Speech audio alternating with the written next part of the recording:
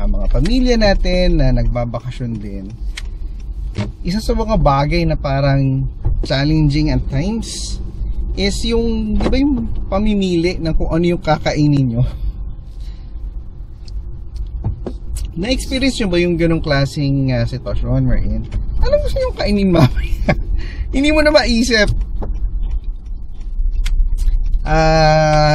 Pero tonight siguro ang gagawin na lang namin siguro magpipizza na lang kami. Si Joyce medyo late siya ngayon kasi makakauwi I think aabutin siya sa work niya, matatapos siya ng 7:30. So ang gagawin natin para lang ma-sure natin na meron tayong makain, safe side na yon siguro, no, na pizza yung ating kunin para sa dinner. Meron kami dito usually na pinupuntahan na hindi talaga what do you call this, hindi ka magkakamali sa orderin mo kasi masarap sila magluto ng pizza. Yung Pizza Hut sa Westminster, yan, papakita ko sa screen na yung itsura ng store. Although makikita nyo luma na siya, no, isa siya sa mga talagang pinakamatagal na store dito sa Richmond na Pizza Hut. Apart from ibang mga parang take-out station lang, ito full-blown restaurant kasi to. And then yung pizza nila sobrang sarap. Hindi ko alam kung ano ginagawa nila, yung tipong parang tamang-tama yung luto. All other na pinagkukunan namin ng pizza, hindi ayos yung luto. It's either sunog yung ilalim, na overcook, kulang yung toppings, alam mo minadali, yung quality ba hindi standards. So yung sa mga taga Richmond na nanonood sa atin, saan kayo mo-order ng pizza nyo? Doon din ba sa nagustuhan namin particularly Pizza Hut, no? Kasi na-curious ako bigla kasi kapareho ngayon sarado ang Pizza Hut na New West at wala tayong mapuntahan, kaya we ended up buying dito sa Pizza Hut na hindi naman natin subok ang kalidad. Kaya na-curious lang ako kung meron pa kayong mga pizza places, particularly Pizza Hut branch, na tinago-orderan nyo ng pagkain. Yung Pizza Hut na yon, hindi naman siya sobrang lapit talaga. I guess average, no? Hindi siya walking distance, kundi kailangan mo rin magsasakayan. Pero meron din sa amin naman na opposite way na Pizza Hut din, pero sabi ko hindi ganun kasarap. Pero doon tayo o-order ngayon. Dahil nga, wala tayong choice So tignan natin, siguro ang gagawin ko, bubukas ko yung pizza in front of them para ma-double check natin kung sunog. Kasi medyo nadala na tayo last time Hindi tayo nag-check, kinuha lang natin yung pizza ng basta-basta, kaya kung ano man yung laman niya, hindi ganun kung kaganda or kung sunog man, hindi agad namin napresenta na, ay, palitan natin to kasi ang pangit ng pagkaluluto nyo. Talaga ang pangit. So, yun ang gagawin natin. Magti-pizza night tayo ngayong Tuesday. Yan. Hindi ko lang alam kung anong in-order na flavor ni Joyce. Kung ano yung mga gusto nila. I'm pretty sure Super Supreme is one of them, and then may all meat. Malamang may Hawaiian din. Tingnan natin kung tama yung mga hula natin. Kung kayo na kumusta, no, matagal-tagal tayo hindi nakakapag-upload dahil sobrang busy, no. I'm trying to catch up doon sa trabaho, sa opisina. At the same time, nililibot natin yung brother-in-law ko, and family, yung sister-in-law ko and family. Kasi nga apparently this is their parang last week of gala before they head back home. No, yung sister-in-law ko, si Joy and her husband, based sila in Singapore. And then yung brother-in-law ko and his family based sila sa Philippines. Yon ang ating gagawin. We are actually here na, no? Sana lang maganda talaga yung luto nila, hindi tayo magsisi. Nalalaman naman natin yan kasi nga mag-inspection tayo kung maganda ba ang kanilang pagkakaluto this time around. Ayan, hindi ko alam kung nakikita sa camera yung Pizza Hut na nandito sa side na to. Yan ang ating pagkukunan ng ating in-order na pizza. Sabi ni Diyos, binayaran niya na daw to eh. Alright. Ito tong branch na to. Yan ang pinagkukunan natin. Ang pizza.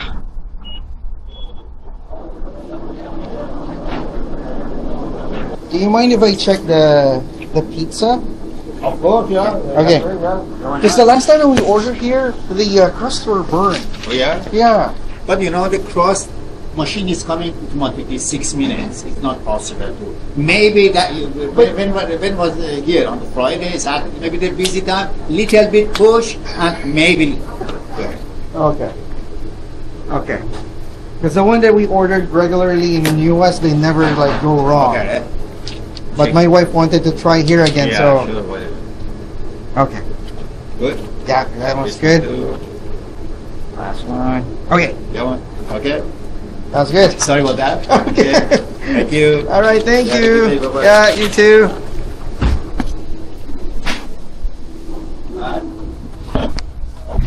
So, na-check natin, no? So far, mukhang okay naman. Okay naman ang resulta. Mukhang pasado naman.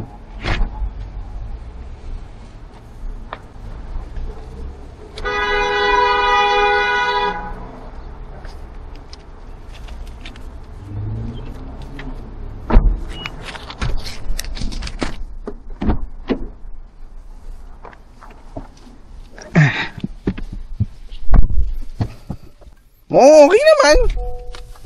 Ay, siyempre inamin nung may-ari, 'di ba, na maybe we're busy that time, so there's a little bit push sa paglabas daw ng pizza dahil pag madami palang order, yung heat of course tinataas para mabilis yung pagluto. Kaya yung quality bumababa. Problema ba natin yun? Di ba hindi? Dapat i-maintain nila yung quality. Anyway, at least in-admit, di ba, nung may-ari na nangyayari talaga sa branch nila.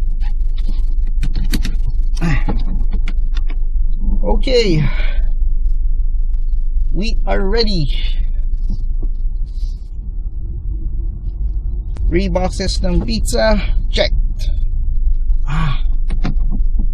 Hindi tayo tumingin ng ice cream cake. Should we buy? Sige, bili tayo. Bili tayo ng ice cream cake.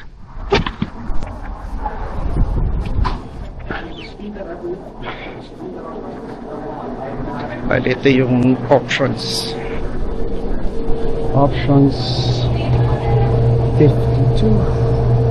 Ito na lang kunin natin.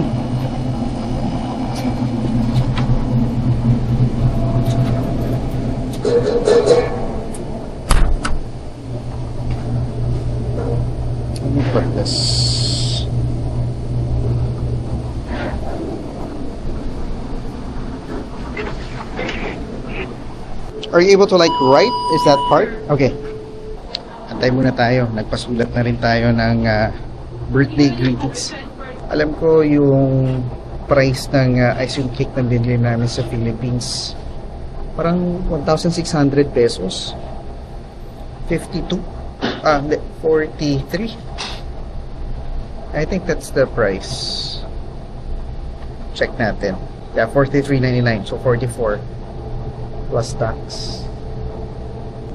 Mas mahal ng 200 pesos. Lumalabas 1,800. Mas mura ng 200. Mahal, no? Grabe, laki talaga ng tinaas lahat. O nga pala, May is the month of, you know, Mother's Day. Ang lapit na.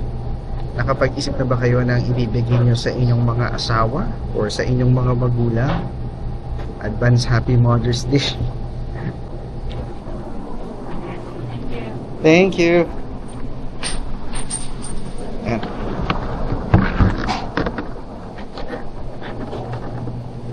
Yan ang cake natin. Bilis lang.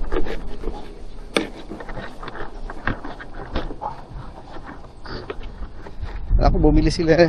Alam ko kahapon bumili kami ng ice cream sa top. Pero hindi siya DQ. Okay. Ako basa to eh.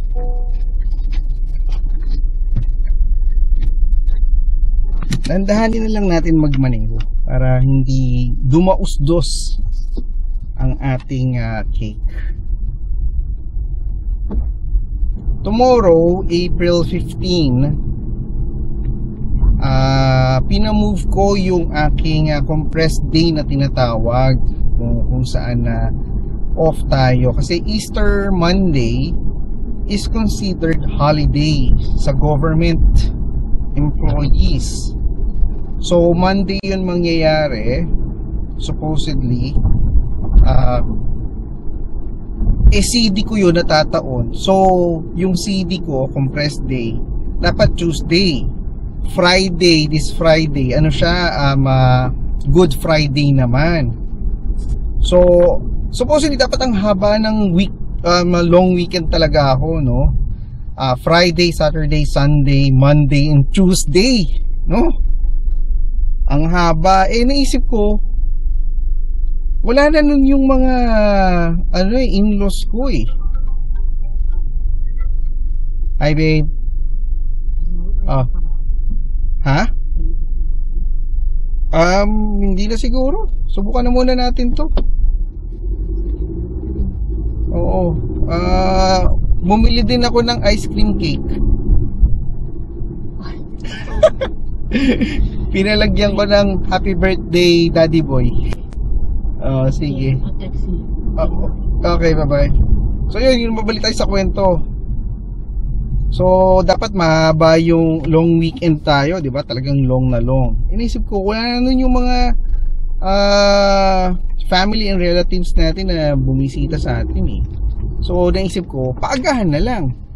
So minove ko yung aking CD ng Tuesday na gawin na lang siya tomorrow Tuesday para makasama din ako sa pagpunta nila sa Victoria. Buti na lang naisip ni Joyce, kailangan palang mag-add ng mag-add ng ticket sa ferry. Kailangan pa pala yun. Kala ko by car ang charge nila, hindi pala. At saka ticket para sa Butchart Garden. Pagmamaneho ko na lang sila sa Victoria para makasama ko naman silang mag-bonding bago sila umalis. Diba at least mas well worth it yun na paggamit mo ng bakasyon. Kasi ano gagawin mo naman next week? May bakasyon ka nga pero wala ka ng mga pamilya na kailangan mo makasama. Anyway, nandito na tayo and then magpa-park na tayo and then kita lang tayo sa taas. Oh, let's sing, ha? Oh, 1, 2, ready? 75 years Sing. old. Happy birthday to you. Happy birthday to you. Happy birthday, happy birthday. Happy birthday, Lolo. Again! To you. Happy birthday to you. Happy birthday, happy birthday, happy birthday to you. Blow, blow, blow. Yay! 1, 2, 3. What is that? Smile! Wow.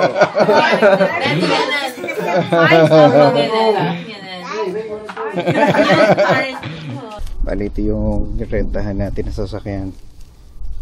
Check lang natin kung ano yung mga damage. Gas. This is not sponsored by the way, no? Pero I guess kung sanay na kayo, no, and naninirahan kayo either sa Canada or sa US, popular na popular tong rentahan na ito ng mga sasakyan. At ito ang Turo. So kung ikukumpara mo yung mga rates na ino-offer nila dito, mas mura. Di hamak talaga na mas murang magrenta ng sasakyan dito. At napakadami mo pang choices. So ang ginawa namin, nagrenta kami ng Sienna para ma-accommodate yung buong grupo at nang sa ganon makapunta kami sa Victoria at mailibot namin ang pamilya dito. So nung pinikap namin yung sasakyan, ito na yung mga sumunod na pangyayari. In-inspection namin yung sasakyan. Kailangan mo dyan i-make sure na walang mga gas-gas, crack yung salamin, at saka kailangan tignan at mag-take ka talaga ng picture ng odometer ng sasakyan. No, kung meron kayong cellphone, kumuha na rin kayo ng video paikot nung sasakyan para na sa ganon, meron kayong pruweba kung meron bang mga gas-gas, may damage ba yung sasakyan, nang sa ganon, hindi ma-blame sa inyo kung meron mang isita yung may-ari. Rarely naman yan nangyayari, pero mabuti nang nag-iingat, di ba?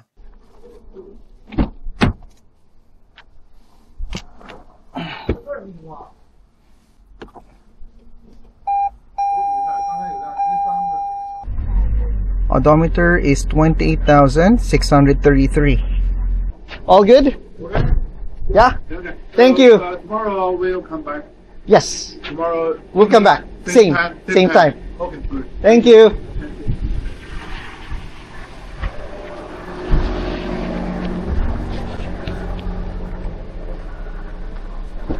Okay. Looks like everything's good. Wala namang basag yung salamin. And then let's head out. City of mine, how I love the city of mine. It never gets me down. City of mine, how I love the city of mine.